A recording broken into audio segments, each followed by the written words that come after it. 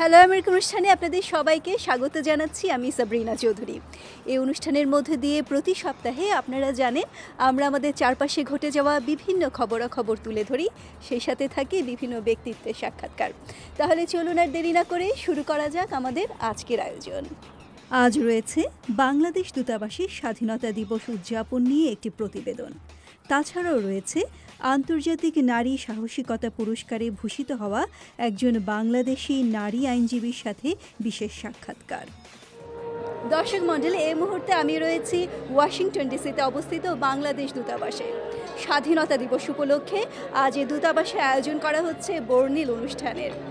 যুক্তরাষ্ট্র সরকারের বেশ কয়েকজন ঊর্ধ্বতন কর্মকর্তা সহ রয়েছে গণ্যমান্য ব্যক্তিরা, সেই সাথে রয়েছে মনোজ্ঞ সাংস্কৃতিক অনুষ্ঠান।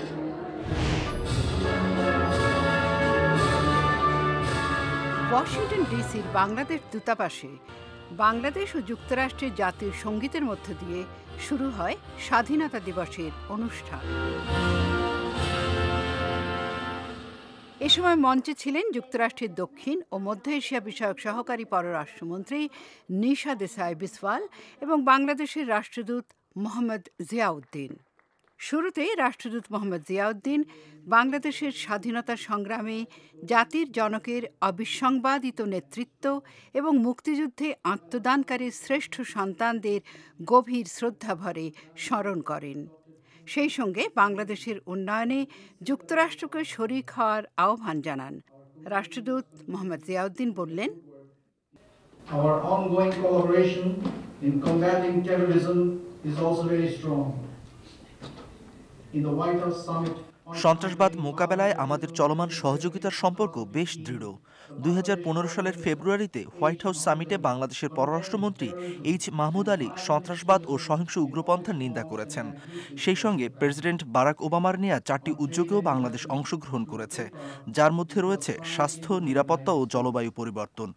এগুলো সহ অন্য বিষয়েও আমাদের সরকার যুক্তরাষ্ট্রের সঙ্গে ঘনিষ্ঠভাবে কাজ করতে অঙ্গীকারবদ্ধ। ব্যক্তিগতভাবে প্রধানমন্ত্রী শেখ হাসিনাও সমতার ভিত্তিতে অংশীদারিত্বের উদ্যোগে প্রেসিডেন্ট ওবামার সঙ্গে কাজ করতে চান, যা বিশ্বের সব নারীর জীবনে সমান সুযোগ এনে দেবে। বাংলাদেশকে বন্ধু রাষ্ট্র হিসেবে উল্লেখ করে যুক্তরাষ্ট্রের সহকারী পররাষ্ট্রমন্ত্রী নিশা দেসাই বিসওয়াল বাংলাদেশের সঙ্গে অংশীদারিত্ব আরও বাড়ানোর অঙ্গীকার করেন।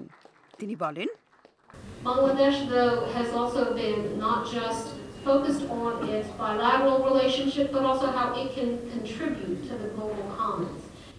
বাংলাদেশ যেমন দ্বিপাক্ষিক সম্পর্ককে গুরুত্ব দিচ্ছে, তেমনি জাতিসংঘের শান্তিরক্ষা বাহিনীতেও অবদান রাখছে। রাষ্ট্রদূত বিশ্ব নিরাপত্তায় জাতিসংঘের শান্তিরক্ষা বাহিনীতে বাংলাদেশের অবদান এবং অঙ্গীকারের কথা বলেছেন। এর জন্য দেশটি ত্যাগ স্বীকারও করেছে।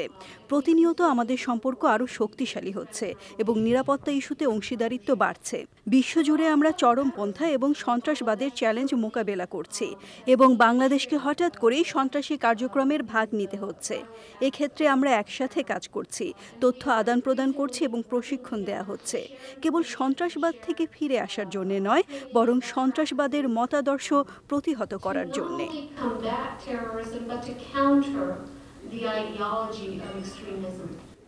স্বাধীনতা দিবসের এই অনুষ্ঠানে যুক্তরাষ্ট্রের পররাষ্ট্র দপ্তর, হোমল্যান্ড সিকিউরিটি এবং হোয়াইট হাউসের উচ্চপদস্থ কর্মকর্তা সহ বিভিন্ন শ্রেণী ও পেশার বিশিষ্ট ব্যক্তিবর্গ এবং প্রবাসী বাংলাদেশিরা উপস্থিত ছিলেন। অতিথি হয়ে এসেছিলেন বাংলাদেশে যুক্তরাষ্ট্রের সাবেক রাষ্ট্রদূত ড্যান মোজেনা। তিনি বাংলাদেশে তার কাজের অভিজ্ঞতা জানাতে গিয়ে বললেন, কেউ আমার চেয়ে বেশি সৌভাগ্যবান নয়, কারণ আমি 6 বছর বাংলাদেশে বসবাস করেছি। আমি সারা দেশ ঘুরে দেখেছি, 64টি জেলা সফর করেছি এবং অনেক বাংলাদেশির সঙ্গে মিশেছি। আমার চেয়ে কে বেশি সৌভাগ্যবান? কেউ না। অতিথিদের বাঙালি খাবার দাবার ও মিষ্টান্ন দিয়ে আপ্যায়ন করা হয়। ছিল সাংস্কৃতিক অনুষ্ঠান।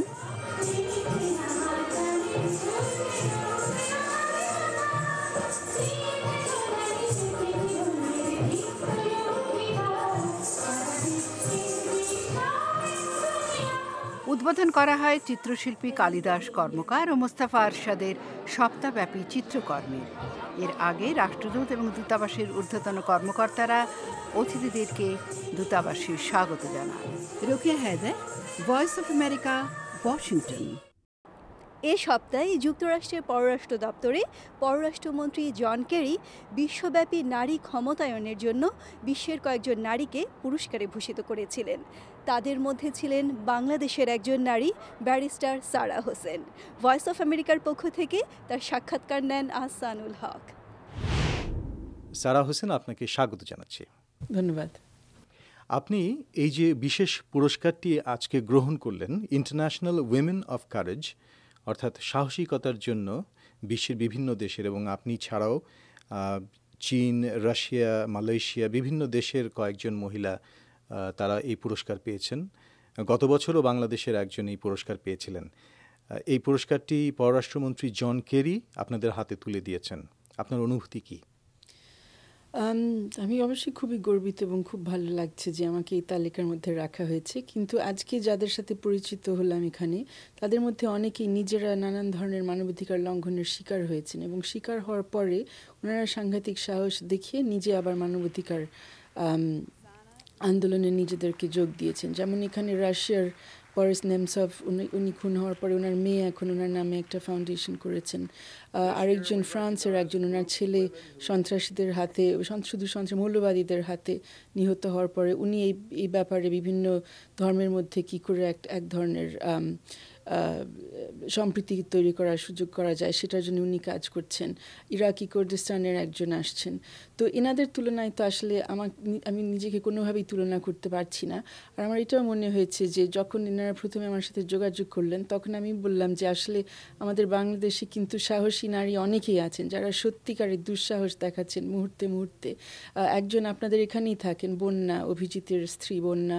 বাংলাদেশে আমাদের অনেক বন্ধু আছে, আমাদের অনেক সহকর্মী আছে, আমার অনেক মক্কেল আছেন যারা প্রতি মুহূর্তে সাহস দেখাচ্ছেন কাজ করার ক্ষেত্রে। আমার মনে হয় আমাকে এখানে রাখা হয়েছে অন্য একটি কারণে, যে অন্যদের সাথে আমাদের যে সহকর্মী, যে আইনজীবীরা আছেন, ব্লাস্টে বলি বা আইন সালিশ কেন্দ্রে বলি, যারা মানবাধিকার প্রতিষ্ঠিত করার জন্যে দৈনন্দিন একটা লড়াইয়ের মধ্যে থাকছেন, খুব গ্ল্যামারাস কিছু না কিন্তু দৈনন্দিন একটা কাজের মধ্যে লেগে আছেন, তাদেরকে আসলে একটা স্বীকৃতি দেওয়ার জন্য, এবং তাদের হয়ে আমার মনে হয় আমি এই স্বীকৃতিটা পেয়েছি। এবার একটু বাংলাদেশের প্রসঙ্গে আসি। বাংলাদেশে 2010 সালে একটি আইন পাশ হয়েছিল, নারীর বিরুদ্ধে সহিংসতা সম্পর্কিত একটি আইন, যেটি প্রণয়নের কাজে আপনি একটি বড় ভূমিকা রেখেছিলেন। বাংলাদেশে সার্বিকভাবে মানবাধিকার পরিস্থিতি এখন কেমন? সার্বিকভাবে এখনও আমার মনে হয় আমরা অনেক সংকটের মধ্যে আছি। আসলে যদি সংখ্যাগতভাবে দেখেন, অনেক সময় আমরা আমাদের সরকারের কাছেও শুনি যে নারী নির্যাতনের হার যদি নিউ ইয়র্কের সাথে তুলনা করা হয় তাহলে ঢাকার নারীর বিরুদ্ধে সহিংসতা বা নারী নির্যাতনের হার তেমন কোনো কিছু না, এটা নিয়ে অতটা শঙ্কিত হওয়ার কিছু নেই। কিন্তু আমাদের অনেকের কথা হচ্ছে যে হ্যাঁ, হারটা হয়তো অত বেশি না, আসলে কতটা হার সেটা আমরা সঠিকভাবে বলতেও পারছি না। কারণ অনেক সময় কেউ কারো কাছে কোনো রিপোর্ট করার সাহসও করছে না, বুঝতে পারছে আগে থেকে যে বিচার তারা পাবে না, তাই জন্য এগিয়ে আসছে না। অনেক সময় বিচারের জন্য না, পরিবার থেকে তারা সহযোগিতা পাচ্ছে না, সেই জন্য অনেকে এগিয়ে আসছে না।